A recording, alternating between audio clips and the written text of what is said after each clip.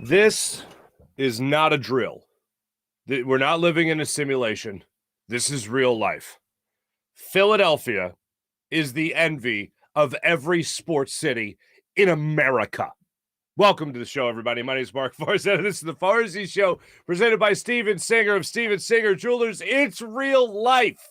I can't even wrap my brain around the fact that this is our life right now. Flyers, undefeated. Eagles beat the Cowboys. Phillies going ahead to San Diego to play the Padres in the NLCS. Where did that come from? It is a great time to be a Philadelphia sports fan, and I am enjoying every second of this. I am trying to revel in every moment of it. I am cherishing every second as well. I can't believe this is our life right now. It's been a series of pinch me moments over the last couple of weeks that I just can't get over. The Eagles being 6-0 heading into their bye week is incredible. Them taking care of business against the Dallas Cowboys is incredible. Yes, I expected them to win. I predicted 23-17. I was 3 points off. 26-17 was the final score. Yes, they gave us a little bit of okay, you guys done? In that third quarter when they started to march the ball downfield with Ezekiel Elliott and Tony Pollard, and Cooper Rush was actually making plays and you weren't making plays. But they made enough plays. Your offense made enough plays against this incredible defense of the Dallas Cowboys, giving them every ounce of credit. And they did it again through offensive line turmoil with Lane Johnson suffering a concussion, went to the tent. You had Sua Peta going back into this game for Landon Dickerson. You had injuries again on this offensive line. You again had to see Jack Driscoll come out there and play on the right side of the line of scrimmage this time instead of the left side of the line of scrimmage. So he's back to a more familiar spot for him, which was fine. But again, you go through turmoil. Again, you go through adversity, and you come out on top the other way. You found a way to win the game. And I put it out there last night. I know some people, I put it out there on Twitter saying that they were the envy of the sports world, essentially. And we were like, I think they're doing okay in Boston. And I'm like, are they? Are they? Because you know what I want? I want my NBA head coach to, not be my NBA. I want my NBA head coach who just helped me get to the finals there to not be my head coach anymore. They're not doing it. Everything's not swimmingly, right? Everything's not going swimmingly there in Boston. And Miss Cousy, hate to break it to you. Has it been going well over the last 20 years? Yeah, it's been going really well out there in Boston for that. But I'm saying right now, nobody doesn't want to be Philadelphia. And we're not used to that. We're used to everyone, Philly, feel bad for Philly. Philly sucks. Yep, not this time around. Not in the football world, not in the baseball world, certainly not now in the hockey world that we have 2 undefeated teams going on right now, and the 76ers start their season tomorrow. So, maybe we will. Maybe we will talk about the Boston Celtics just a little bit tomorrow. Just a little bit. I do want to tell you this. To talk more Phillies, Brett Myers is going to rejoin the program tomorrow for tomorrow's program, so I do look forward to that. Let me start in chronological order. Now, I did do an emergency show on Saturday night. I ran in here into the studio, and I went ahead and gave you guys an emergency program. So for those that caught that, thank you. And for those that did not, I'll just tell you this much. Friday, for some of you may know I had a birthday recently, and I got a knock at my door on Friday. And I open the door, and it's my dad and my brother. Like, I see my dad first through the window, and I go, oh, my dad must have had a business thing in Philly and stopping by to see the grandkids, right? And probably his favorite son. So I'm like, oh, that's cool. And I open the door, and my brother's there too. And my brother, let me just say this. My brother, it's not Philadelphia, but my brother hates cities. He just doesn't like cities. He's a suburb. I've always been the city kid. He's always been the suburban guy. Like, that's been a huge difference between my brother and I. I like city life. He likes the suburbs. But that's fine. And I'm like, what's he doing here? And they hold up a jersey, and they say, you're going to the game. Happy birthday. And I was blown away. I can't remember the last time. I don't even think, and it's a crime, I don't even think my dad, my brother, and I have all together been to Citizens Bank Park. I don't think that's happened. When the stadium was built, I was just graduating. When the stadium opened, I was just graduating college. My dad was changing careers. My brother was out of college, like starting his adult life, basically. And it just never happened. And baseball was the number one sport in our house growing up. So how much of a crime is that? And here we are all together for the first time in probably since the vet. at the first playoff game here at the Citizens Bank Park in 11 years. That was great. Is that not great? It was great. Then the Phillies put the beat down on the Atlanta Braves with Aaron Nola on the bump, and they become 1 win away from the NLCS. So that was an incredible experience for me, just to let you know that the thing happened. And then after that, of course, Phillies hammer Charlie Morton. Brandon Marsh comes up with a big 3-run home run. JT Realmuto gets an inside the park home run. Rhys Hoskins gets another couple of hits. You have Noah Syndergaard on the hill as your, I would say, starter. The phrase opener. You have a closer in baseball. Then when you have like a bullpen guy come in and be your to get your 1 inning or 2 innings, that's your opener. But he gave you 3 and only allowed 1 run. He set the tone for the rest of them guys in the bullpen, and they had success and they won. Which is incredible. We're going to hear from, there's one thing, because I don't want to go back and play stuff from last week and all that stuff, because I want to focus on the Eagles, but I'm going to play you one thing, and it's going to be in conjunction with something that was said after the Eagles game yesterday by A.J. Brown. But I couldn't be more pumped for the Phillies.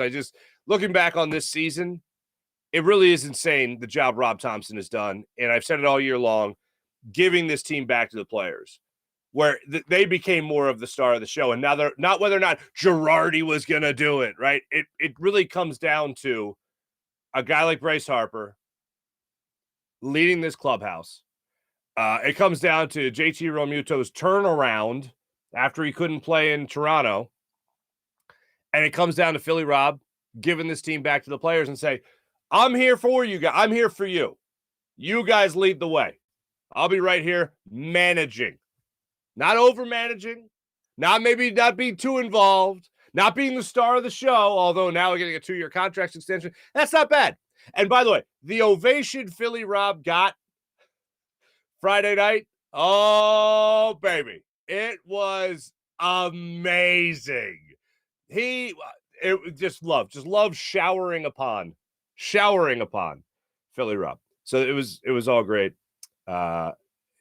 It's amazing. I had several people come up to me yesterday when I was at Ocean Casino for the pregame show and just say, "Can you believe it?" And I'm like, the fightins, man, the fightins. And I go, it's like they're shot out of a cannon. Like this was just thrust upon us, and we're fine with it that the Phillies are just all of a sudden 4 wins away from the World Series.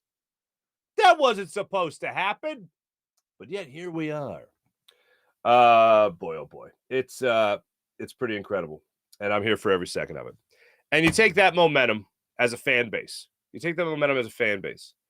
And you go into the Dallas Cowboy game.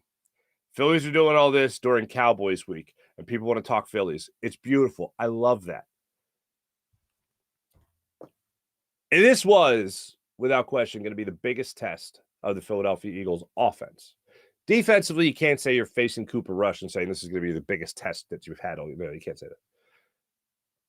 But this Dallas defense took care of business with the defending world champions a week ago, and they scored a touchdown on them. Now, I predicted, a bold prediction was 23-17, and the Dallas Cowboys come up with another defensive touchdown. It didn't happen.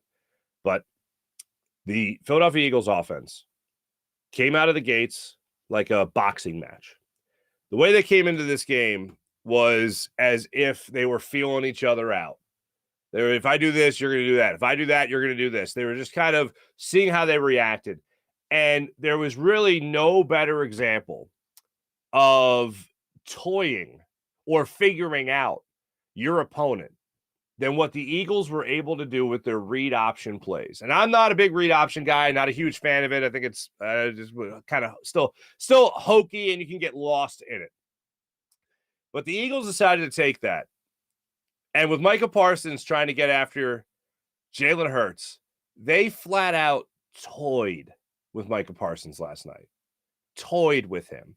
Am I going to give it to Shady, or am I going to throw the haul off? Am I going to throw it to Shady, or am I going to take off with it? Am I going to hand it to Shady, or am I going to beat you over the top? The A.J. Brown touchdown reception, where you had Micah Parsons coming off the edge to Jalen Hurts' right side, top of the screen. And he had to freeze because he thought Miles Sanders had that football in his gut, or he had to decide whether or not Jalen Hurts was going to run himself or he was going to throw it. Micah Parsons looked like a rookie again on that play, and not like a good version of a rookie, but like a normal rookie. Not like a Micah Parsons rookie, but like a regular rookie on that play, like a 6th-round draft pick that was just thrown into the game type of rookie on that particular play, because it showed you how much you could toy with him with that read option play and make him unsure of what his next move was supposed to be. They executed it to perfection, and they did it a couple of different times throughout the game. Both resulted in nice gains for the Philadelphia Eagles yesterday. That was brilliant. Shane Steichen, Nick Sirianni coming into the game. It had me thinking of them throughout the week, where you get asked about, hey, you thinking about Micah Parsons this week? Well, what are you going to do with Micah Parsons? Well, they do exactly what they were going to do with Micah Parsons. They nullified his pursuit in a lot of areas. Then they kind of got away from that for a second. They came out of the gates really in their last possession of the first quarter. They started that 15-play drive. And now the Eagles have had, I believe, 3 different drives of 15 plays or more over the last 2 games. That's control. All right, that's imposing your will. And that's even what Jalen Hurts had to say about it after the game as well. But that's imposing your will on a defense. And that's what they were able to do. Against this top-rated defense, they were able to impose their will still. So they finish off that 15-play drive in the early second quarter. You have Miles early going to the second quarter. Miles Sanders punches that ball in for the touchdown. Then you get the turnover on a little tip drill there by James Bradberry, who, by the way, there's a bunch of names I'm going to go over as one would assume today. But James Bradberry plays the tip drill, falls into the hands of CD Deuce. You come right back with that touchdown to A.J. Brown that I just broke down for you. And next thing you know, up 14-0. The Eagles go on to score 20 points in that second quarter. 20 points in that second quarter. They have now scored about 70 to 75% of their points this year in the second quarter alone. Going into last night, they had scored about 66.7.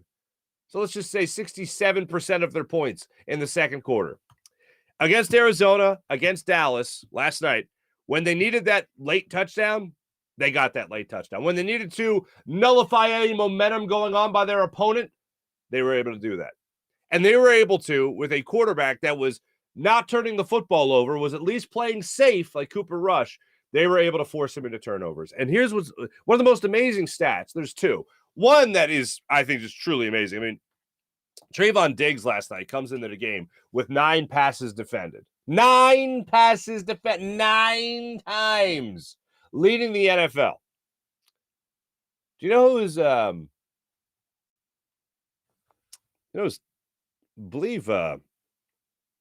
beep bop bop. You know who's tied with Trayvon Diggs right now? James Bradberry. James Bradberry came into last night's game with 5 passes defended. You know what he had last night? He had 4. There's now a tie for the most passes defended in the NFL between James Bradberry with his 4 tips last night and Trayvon Diggs. That's a nice little thing to look at. And last night he helped get an interception. Last night Darius Slay got himself an interception. And last night James Bradberry was just all over the place when it came to forcing turnovers, when it came to breaking up big plays, and when it came to handling his business. He was all over the place last night. And CD Deuce, to see him come up with the 2 interceptions and Darius Slay get the other one is pretty impressive. To see them force even a guy like Cooper Rush into getting those turnovers, forcing those turnovers is great to see. Why? Because they're doing what they're supposed to be doing against a backup quarterback. That's ultimately what you want to see. Darius Slay talked about it after the game. They wanted him to be the guy that had to beat you. As I told you on Friday, make Cooper Rush be the guy that beats you. If you guys are going to win today, it's not going to be with Ezekiel Elliott and Tony Pollard running up the middle or getting big gains. It's going to be because Cooper Rush threw over the top on you and beat you downfield time and time again. Make him be the guy that's going to beat you. And they didn't. The Cowboys couldn't win with Cooper Rush having to bring them back. They couldn't win. Now, by the way, that might be, and most likely is Cooper Rush's last start of the season, barring any other injury to Dak Prescott. He said after the game with a huddle of reporters around him, simply saying that he expects to play next week. So good luck to the Dallas Cowboys and Dak Prescott after last night's game. Eagles won't see them for a minute. But I'm just blown away. If I had to give you the top 5 players, I mean, I'm looking at Miles Sanders last night. I'm looking at Jalen Hurts last night. I'm looking at Darius Slay. I'm looking at CD Deuce. I'm looking at James Bradberry. And then there's one particular play. And he did. He played a great game. Brandon Graham hitting Cooper Rush. Was it his last pass attempt? It was insane. Getting in the backfield, hitting him, bringing him down. I believe they got the interception off of that as well. Another interception off of that as well. That was the second CD Deuce interception. It was incredible. And Brandon Graham to bring it like that was on. Brandon Graham almost had an interception himself getting that backfield. But the interesting stat, sorry. The stat with James Bradbury having 4 passes defended and now tied for the league lead with Trayvon Diggs is amazing. That's an incredible stat. The other incredible stat that's a little bit maybe not as noteworthy, Cooper Rush was not sacked in last night's game. You didn't. Darius Slay said after the game that they were aggressive. They weren't aggressive to the point of getting a sack. I'll tell you that much. Cooper Rush even escaped the pressure a couple of times last night. Where the hell did that come from? But I was just blown away overall by the Eagles' performance last night. It was pretty incredible. We will let you hear from your head coach, Nick Sirianni. We will let you hear from JT Realmuto, as I mentioned. We'll let you hear from AJ Brown coming up in a second. But I do want to get into this here. Last night, when the Eagles took the field, it was like you could feel the earth shaking with the type of attitude, the type of presence that Eagles fans brought to that stadium. It is amazing to me, and I said this on Saturday's emergency show, if you will. It's amazing to me that home field advantage is a very real thing, and people deny whether or not it matters. And I don't think it matters in every city the way it matters in Philadelphia. I'm not saying Philadelphia is the only city where it matters, but it certainly matters in Philadelphia. I'm going to play for you the 2 biggest games of the week. Obviously, hey, no disrespect to the Flyers being 2-0-0, but I'm going to play for you JT Realmuto's reaction to the Philadelphia fan base, and I'm going to play you AJ Brown's reaction to the Philadelphia fan base as well.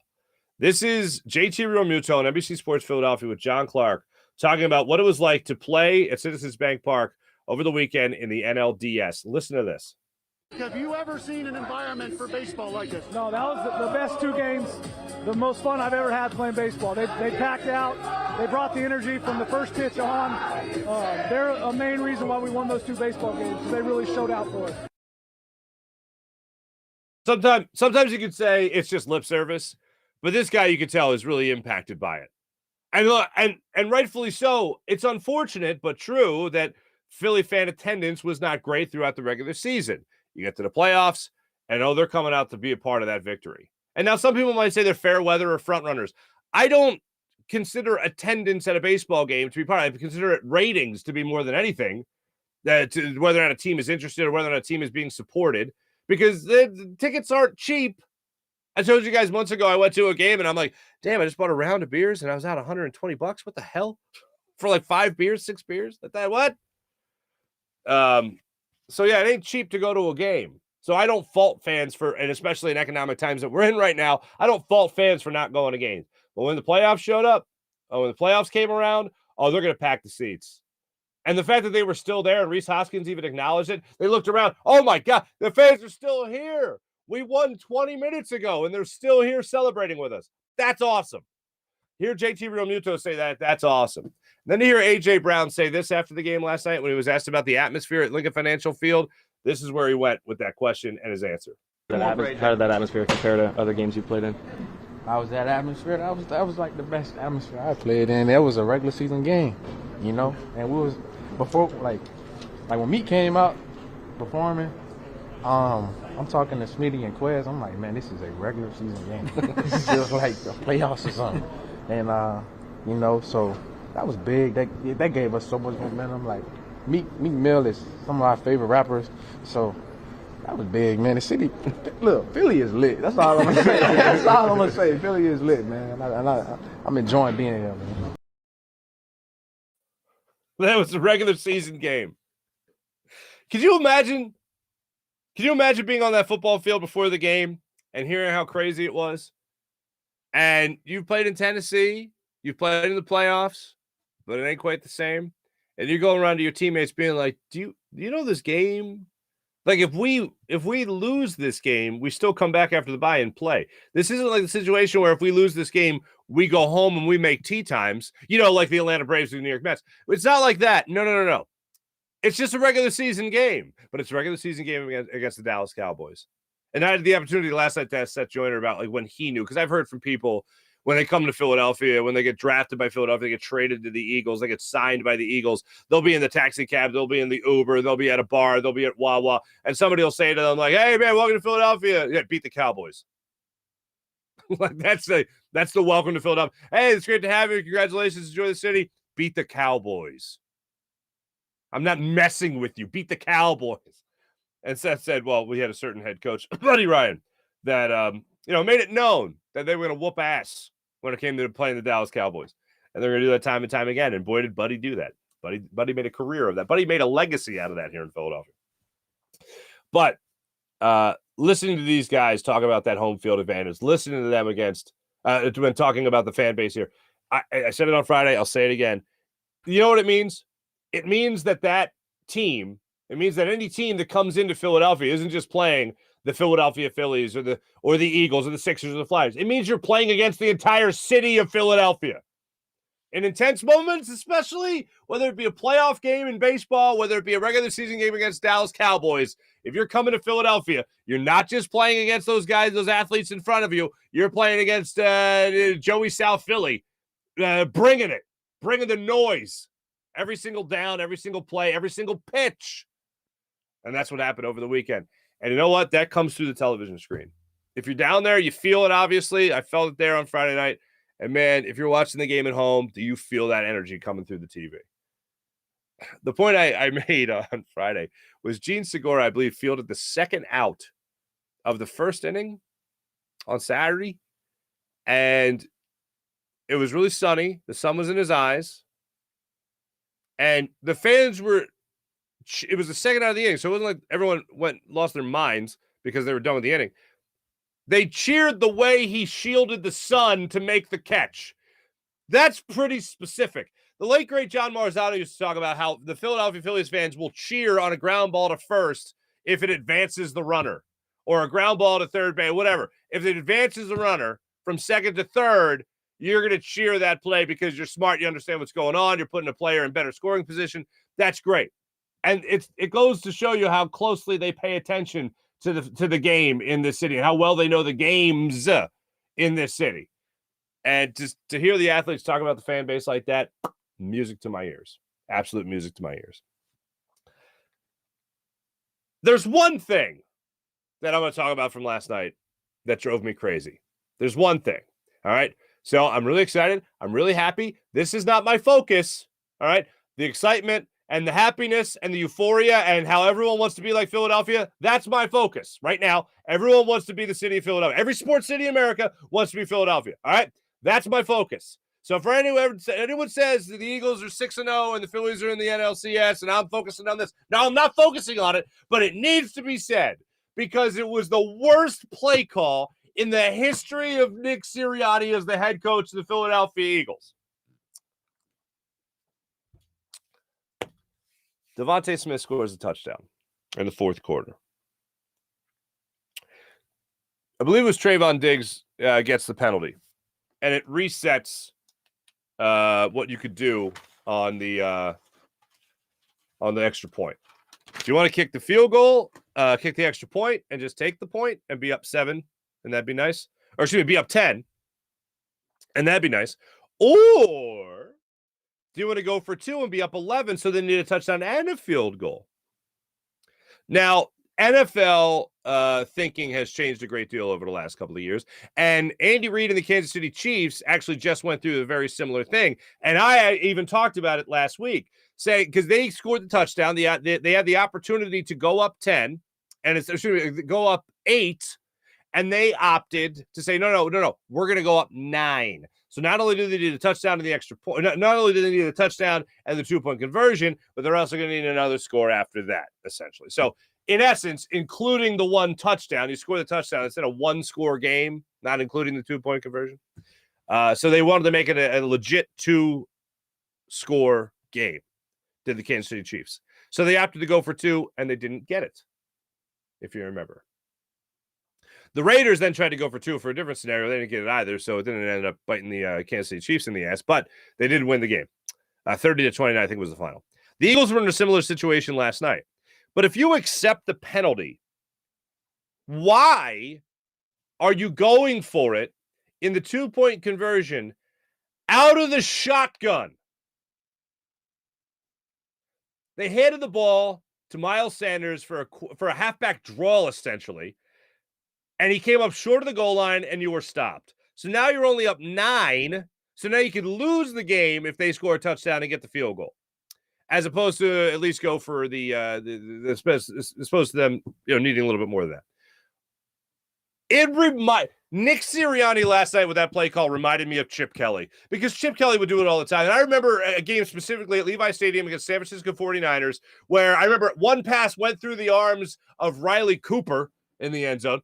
And then later in that game, they get on the goal line and they line up LaShawn McCoy in shotgun next to Nick Foles. And I'm thinking, hold on a second. The goal line is right there. It's literally, it's right here. The goal line's right here.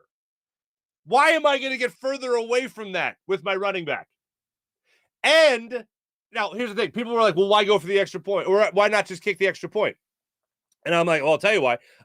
Because if you're getting a 1st and goal from the 1 as opposed to if you're getting a 2-point conversion from the 1 as opposed to the 2, then I like Jalen Hurts' odds of going right up the middle with the quarterback sneak. And I like also the fact that you got Jason Kelsey, who has said time and time again, oh, it's a great percentage play, highest percentage play. Well, if you got a Hall of Fame center and a quarterback that's got a great success rate at quarterback sneaking, then why not just go with the quarterback sneak? Well, here's the answer to that. Well, I'll tell you this.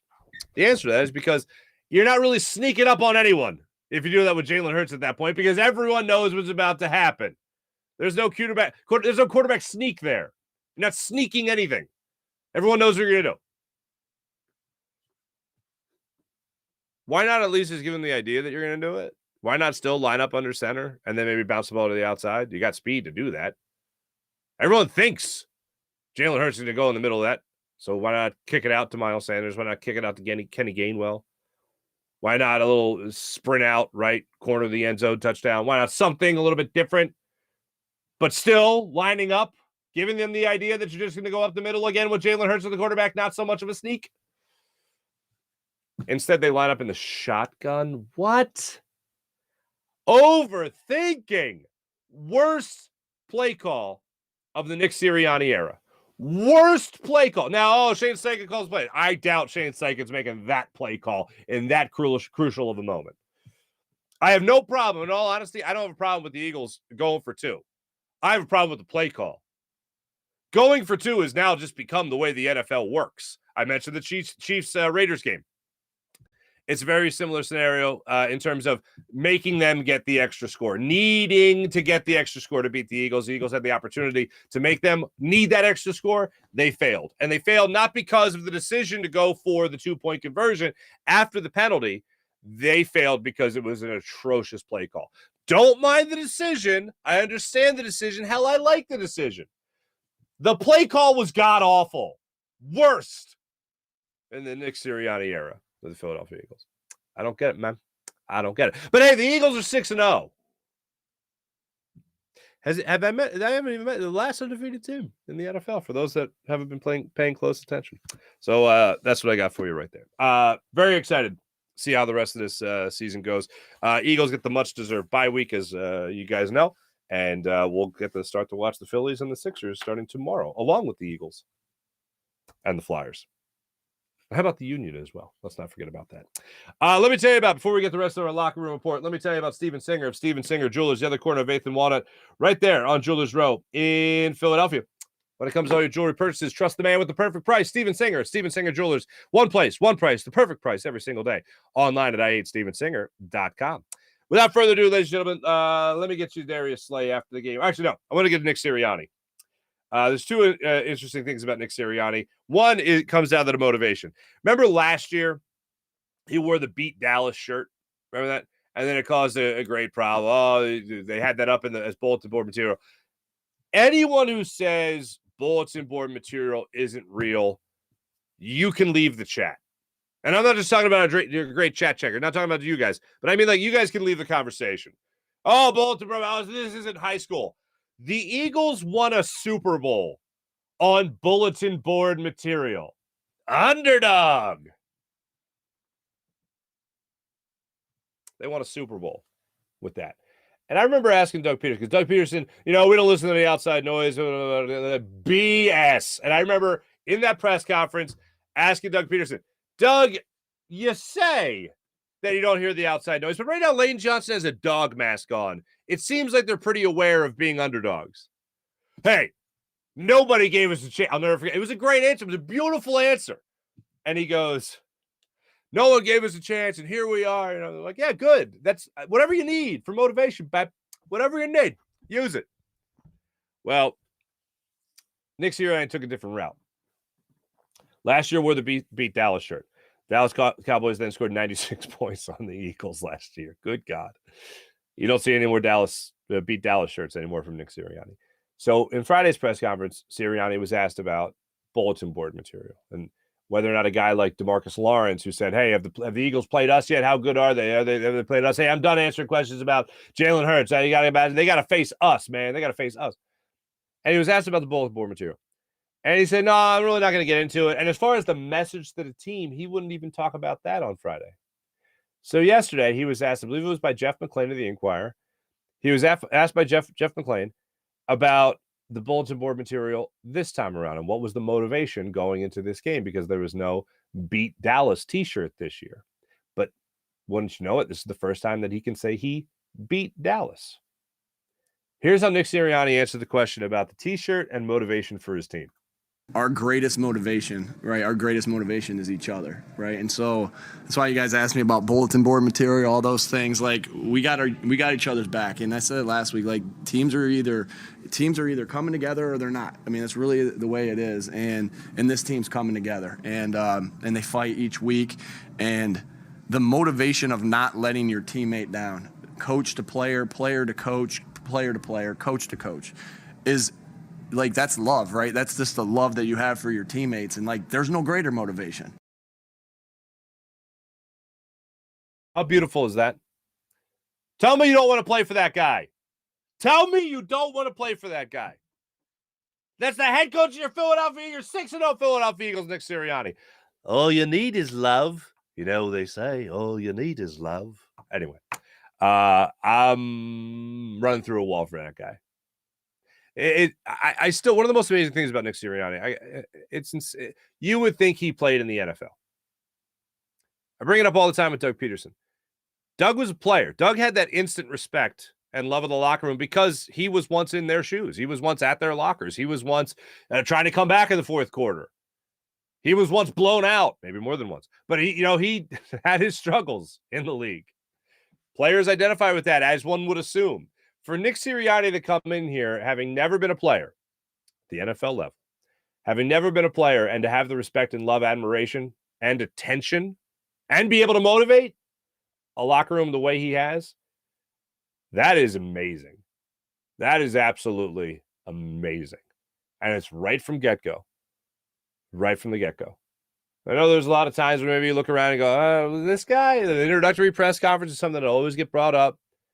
But man, I watch that and I go, I'm not going to be one of those people that says this was the wrong move because of a press conference, but we're not off to a good start. We can acknowledge that, because when you're watching that guy, you're like, is that guy really going to be the guy on the sidelines that's going to be getting fiery and motivating his team if we can't even handle a podium? And yes, that's exactly how it went down. And there's no better example. If you've seen it, great. If you haven't, it's all over social media. Towards the end of the game, Nick Sirianni was caught on the sidelines, and it looked like after the skirmish and the timeout by the Dallas Cowboys, after the little skirmish and the timeout by the Dallas Cowboys, Nick Sirianni was caught. The camera caught him from Sunday Night Football. Great job, guys. I believe that was Mark Lynch. I think that was Mark Lynch who caught it on his camera. I could be wrong, but I'm pretty sure Mark got that. Nick Sirianni's on the sidelines, and it looks like he yells, "That's game, bleep you," which is brilliant. Absolutely brilliant. So after the game, the reporters are smart enough to ask him. I think it was Jimmy Kempski that asked the question, but if you've seen the GIF now or the video of Nick Sirianni looking like he cursed, he was asked about it. He didn't give specifics, but he said he wasn't pissed at the fact that the Dallas Cowboys called timeout. He was pissed at the skirmish. Here's Nick Sirianni on that end of the game lip reading we all did. I was just mad about. I'm always going to stick up for our guys. Like I get animated. He should have called timeout right there, right, to keep the game going. I had no that doesn't. I was mad about the extracurricular activity, and hey, I'm always going to stick up for our guys. You saw me, right? You may have saw me in the Jets game this preseason, and they hit Jalen late out of bounds, and I reacted very similar. And so there was. I'm sure we weren't angels in that confrontation right there, right? I'm sure that we had something to do with that a little bit as well. And there was a little scuffle right there, and I'm just going to stick up for our guys. That's just who I am. I love these guys. This is my family, right? I got a great family at home. I got great parents. I got a great wife. I got great kids. I got great brothers. But this is my other family. Right? All you need is love. They say, boop, boop, boop. All you need is love. A lot of love going on around there in South Philly. I think it's already on a t-shirt. Somebody sent me, I think one of my cousins sent me the fact that it's bleep you, that's game is already on a t-shirt in Eagles colors, which is just awesome.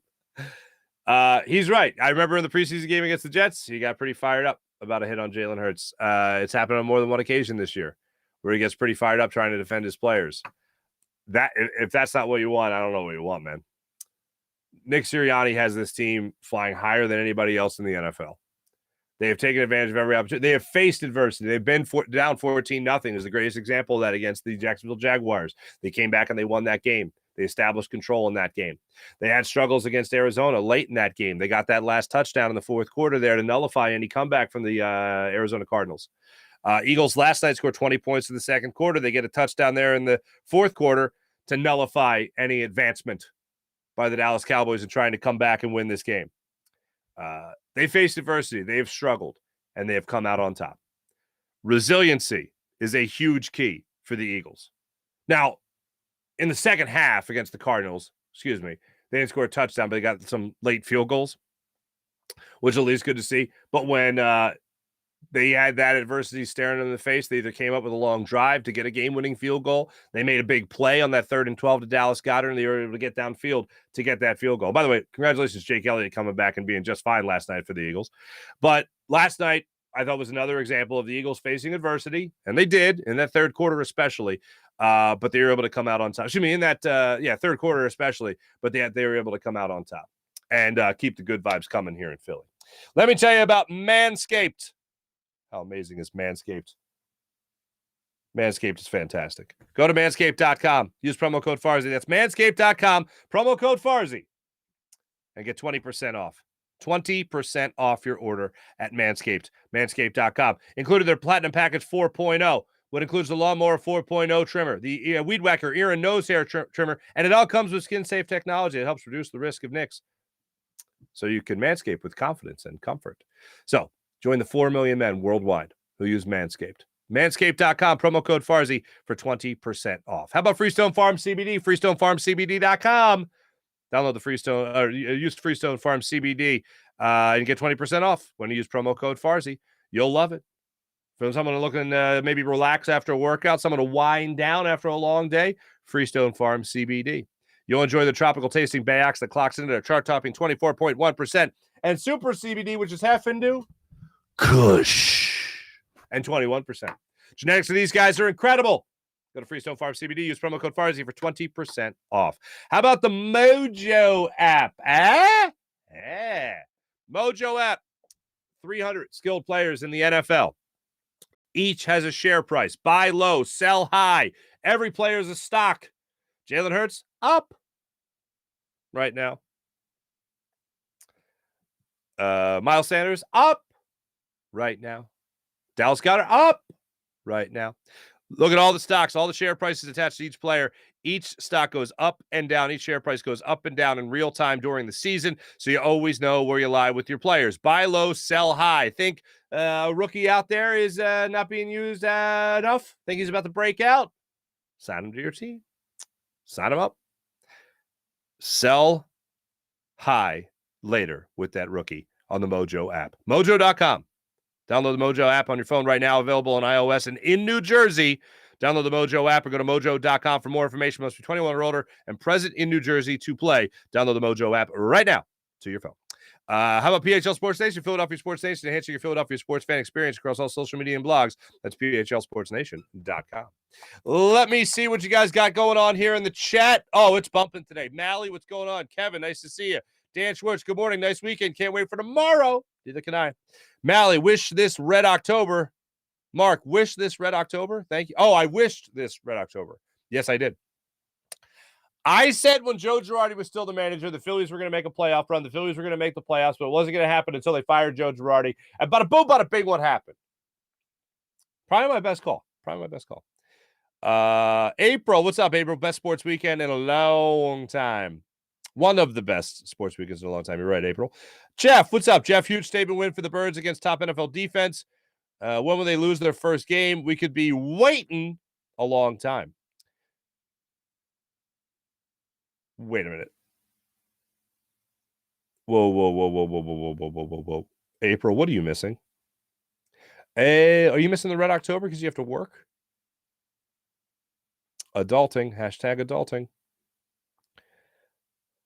Jeff, Phillies, Padres, no one could predict this. Dodgers, Mets, Phillies, Dodgers, Mets, Braves, all out. Here's what I liken it to, Jeff. The Dodgers, the Mets, and the Braves worked really hard all semester. Oh, man, they showed up every day for class. Oh, they hit the books every day after class. They did all their homework. They aced every test. And they bombed the final. While the Phillies went out and got drunk and stoned every night during the semester, came back for the final and aced it. The Dodgers, the Mets, the Braves are all a bunch of tryhards. They're all a bunch of teacher ass-kissing pupils. And you know what? They failed. They choked in the big moment. Meanwhile, the Phillies came into the last second, hungover, stoned. When's the exam? The finals today?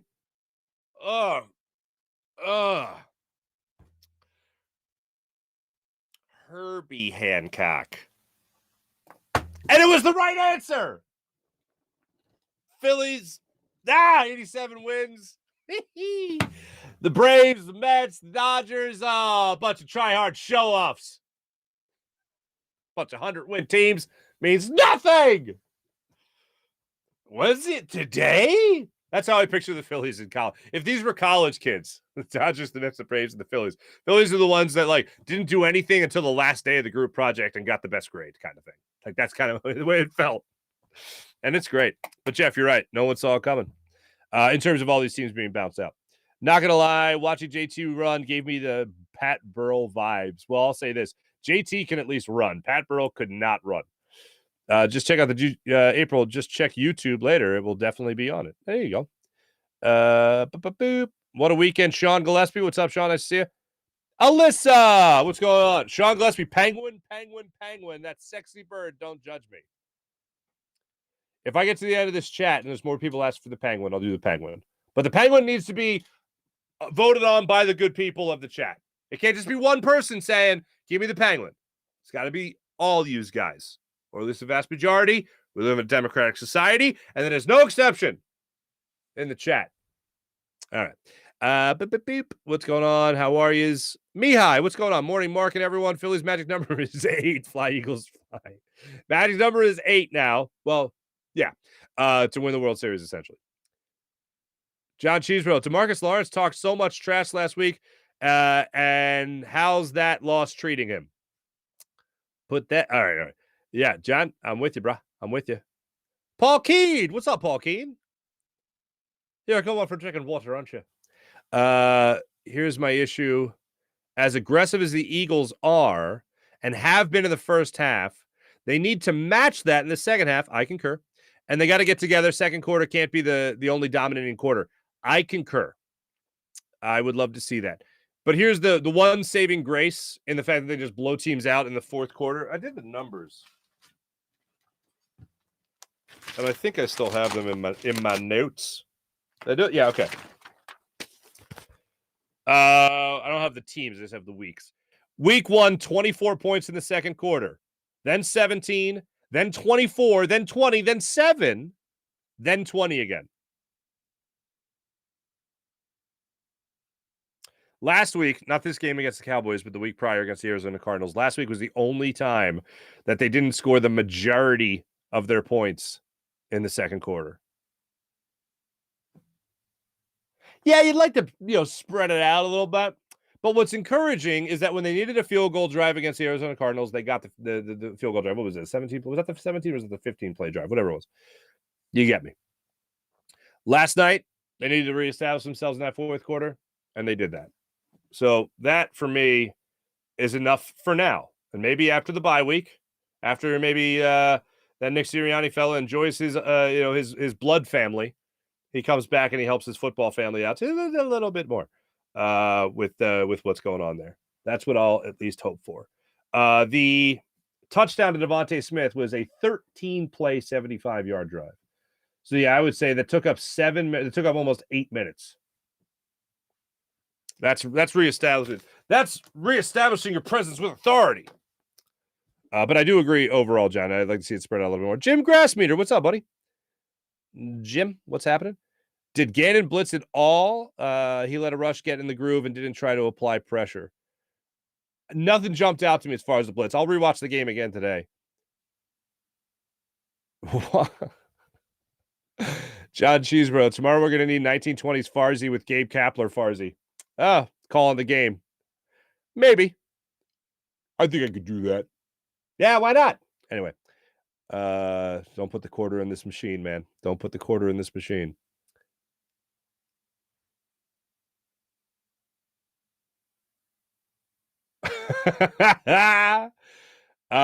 John Cheeseborough, immature moment, by the way. I'm not mature enough to have not laughed out loud at Chris Collinsworth's comment about Landon Dickerson last night. Yeah, I mean, I feel like these guys I'll let you in a little secret. Sometimes, when I was working for Sunday Night Football, if Collinsworth said something that was a little provocative, we would be like, "Oh, come on, Chris! Like, how do you not?" We wouldn't say it to him; we'd be saying it to ourselves. But it was a race between me and like 4 other guys on the truck, and not all guys, some of the ladies as well, to jump to. That's what she said. To try to say that as fast as if you were the first, you got points. Basically, that's what it meant. That's what it meant. Let's see here. Inside the Park Homer. It was nuts. Mally. Ain't nothing wrong with getting stoned every day. The Philadelphia Phillies are Mally. Okay? That's what I'll tell you. The Philadelphia Phillies, they're Mally. And I don't know who the equivalent would be in the chat to be the opposite of Mally. Me, probably, the straight edge. Thanks to everybody in the chat. Nobody else requested the Penguin. I'm not seeing anybody else request the Penguin, babe. Sorry. Morning Rush brought to you by Sky Motorcars, SkyMotorcars.com. Hey, let's go Phillies. Let's go Flyers. Let's go Sixers. Brett Myers joins the program tomorrow. Taping an interview later today. I look forward to that. 8:03 start time tomorrow night for the Philadelphia Phillies as they start their NLCS, their National League Championship Series against Yu Darvish and the San Diego Padres. Thanks for watching. Thanks for listening. Hey, more of me. I'll be on with my friend Chris DeGaulle coming up in just a second. And also I'll be on Fox 29 a little bit later today with my friend G Cobb as well. Have a great weekend, everybody. Continue to just relish these moments. Chef's kiss. It's absolutely incredible. Thanks for watching. This is presented by Steven Singer, the Steven Singer Studios here. Jim Hyden produced the program, did a wonderful job. It's a Buzz Sports Entertainment production. Have a great rest of your day, everybody. Talk to you tomorrow. See you.